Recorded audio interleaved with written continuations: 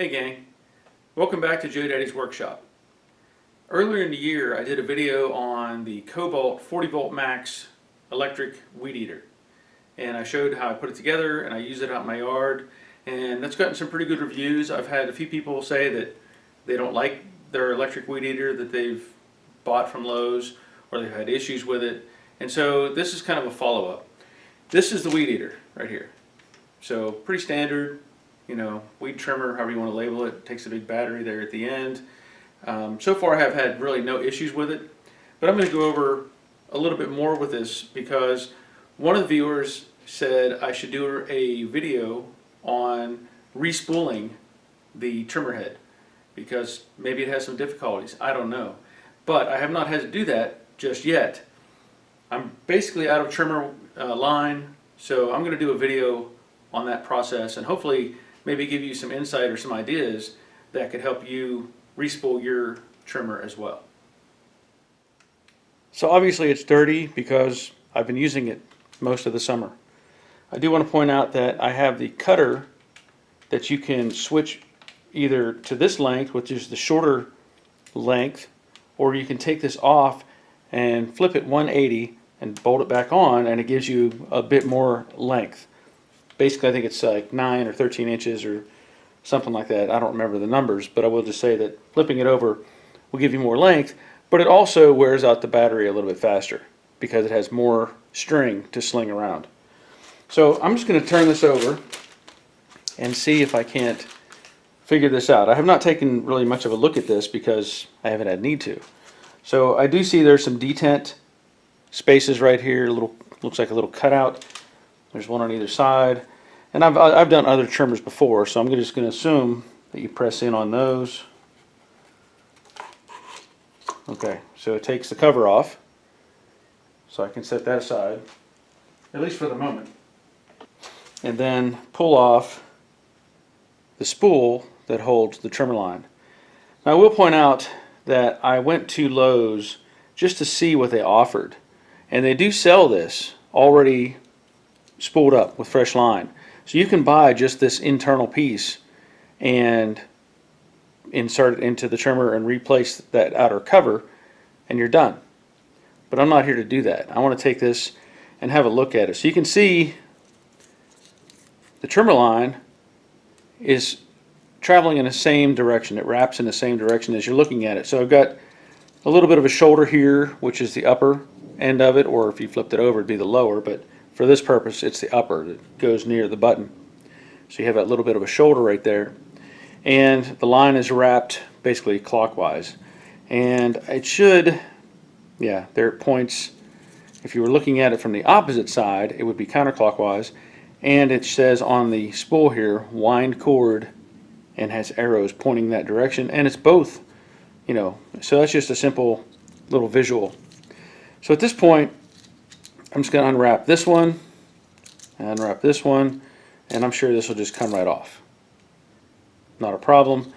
And in looking at it, if you stretch this out, you're going to have one end that is basically one wrap longer than the other because it has to go basically one circumference around. So if I just kind of mimic or copy that function, if I took and made a loop out of the two lines and wrapped those around, that would replicate exactly how it was to begin with. So I'm going to grab some cutter line that I picked up. It's not the same as this gray stuff that came with the trimmer, but I'll show you what I bought. This is what I bought. This is Shakespeare Ugly Line, and I did buy this at Lowe's. I forget what it cost. It was only, I don't know, $5, $6, $7, something like that. But in that same location, that little spool replacement thing, I think it was $7 or $8 or $9. I don't remember because I had no interest in buying it because it's much more efficient to buy some of this. Now I do know, after looking at some references, that the line for this particular trimmer needs to be 80 thousandths. So there we have 0.080, which is 80 thousandths of an inch. It also points out that there's 175 feet on here. Now I don't know the specifics. I have not looked at I hate to say it, but I have not looked at the instructions to determine how much spool or how much wrap you would put on one of these. But I know just from experience, I'm going to pull out several lengths of this, and then I'll take a pair of wire cutters and cut it off. I think that's enough. Now, just for a reference, I just stretched this out by arm's length, like, you know, from fingertip to fingertip in a long stretch. And so this is probably around 17 feet. I think I have, you know, a stretch of almost 6, but I think this is probably about 17 feet of line. And basically what I want to do is find the center point. So I'm going to take the two ends, and if you want, you can even offset that just a little bit, just like the one that I had taken out. So I'm going to just offset these, I don't know, 4 or 5 inches, something like that. And then I'm going to come back up and find my center loop, and that's going to be my start point. So I'll take off this old stuff, and like it says, I'm going to start by hooking it, follow the arrows, basically just continue to wrap this around until I run out of the end.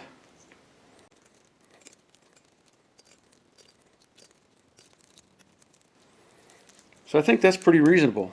That gives me, you know, it doesn't fill them up completely, you know, but I don't know you need to. I think that's within range. And then it looks like, and this may be an option just for retaining the line, or I see these little cutouts on the side. I'm not sure if I need to mess with that or not. Looks like it could, yeah, it'll hold that line just momentarily. But I don't know that I really need to, because the goal here is obviously to get it back on to this and get that cover back in place. So let me see if there's a way I can pull this off. In looking at the cover, it has, you know, cutouts for the line to come out, and they're on the same plane, which what I mean by that is the distance looks from the bottom or the top to the center looks the same on either one. I could be off just a smidge, but I think I used the word smidge there. Did you hear that? But they look the same looking across it.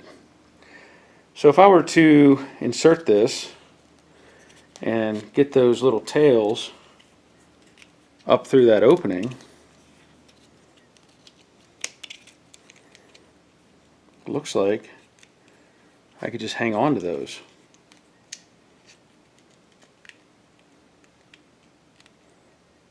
Yeah, looks like I can just kind of hang on to those tails up here on top, and then press it onto, oh, get that one back in there, press it onto the spool head.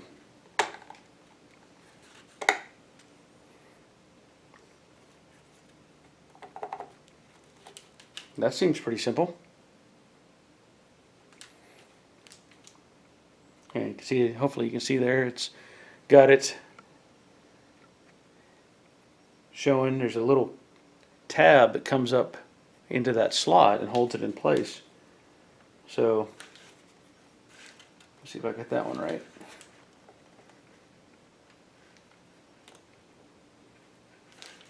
That one might be just a little bit off. Ah, I see. It's got to go in a little deeper. There it is. So I just had to push this in a little bit, and now it's in place.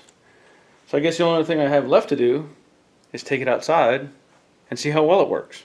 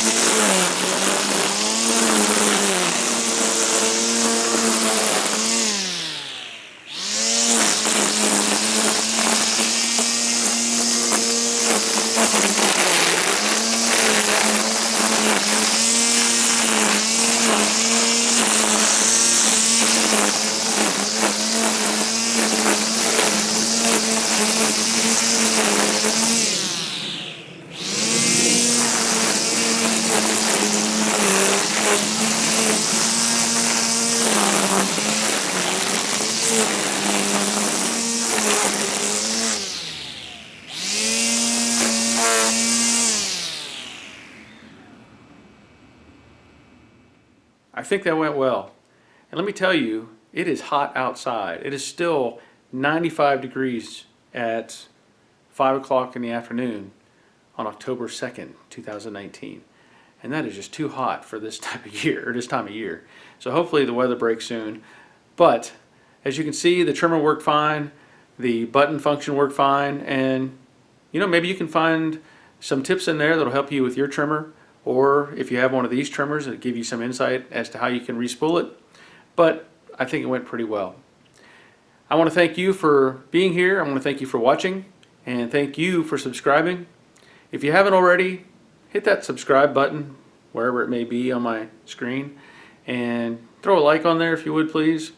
And I think that's it. So once again, thanks for watching, and until next time, take care of yourselves.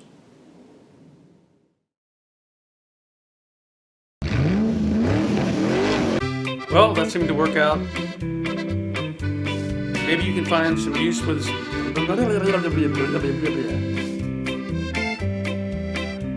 So maybe that'll help you out. Maybe not, but maybe it will. So